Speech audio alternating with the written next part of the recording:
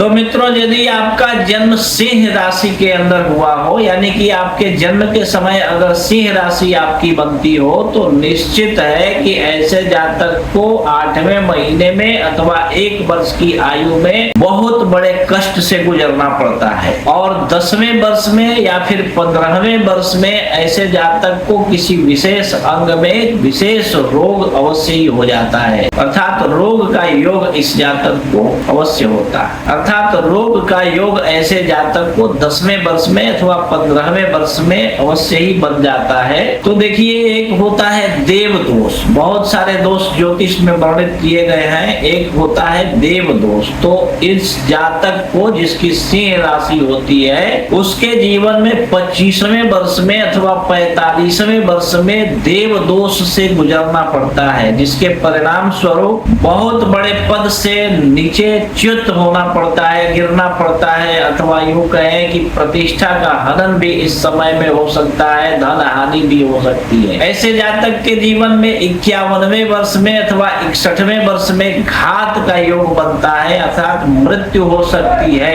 परंतु यदि ऐसा जातक अगर अपमृत्यु से बच जाए तो इसको 65 वर्ष की पूर्ण आयु प्राप्त होती है। श्रावण शुक्ल दशमी रविवार के दिन पूर्वा फाल्गुनी नक्षत्र के प्रथम प्रहर में, अर्थात दिन के प्रथम प्रहर में ऐसे जातक की मृत्यु हो सकती है। ऐसे जातक को जीवन के पहले वर्ष में भूत बाधा, प्रेत बाधा जो है ग्रसित कर सकता है। 5वें वर्ष में अग्नि से भय ऐसे जातक को होता है तथा उम्र के 7वें वर्ष में ऐसे जातक को ज्वर का सामना करना पड़ सकता है। इस जातक को बहुत तेज बुखार आता है, जिसके वजह से इसको बहुत बड़ा क्षति होने की संभावना भी होती है। और विसूचिका अर्थात हैजा रोग भी ऐसे जातक को इस उम्र में हो सकता है। यह जातक अपने उम्र के 28वें वर्ष में किसी से झगड़ा करके बहुत कष्ट को प्राप्त कर सकता है और 32वें वर्ष की उम्र में इसको बहुत बड़ी पीड़ा का सामना करना पड़ सकता है। पेट के दाहिने तरफ ये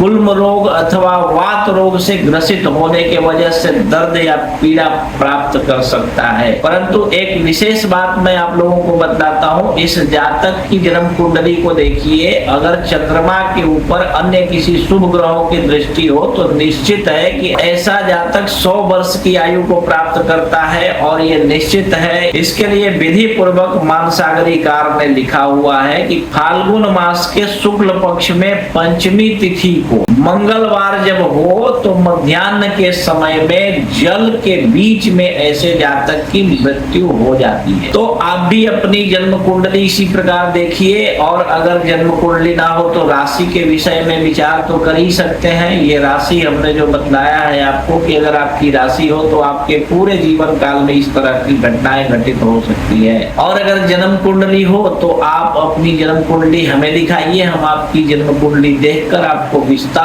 पूर्वक समझाकर बता देंगे कि आपको घबराने की जरूरत है जीवन में अथवा नहीं है। आप निश्चिंत रहें, ठीक है।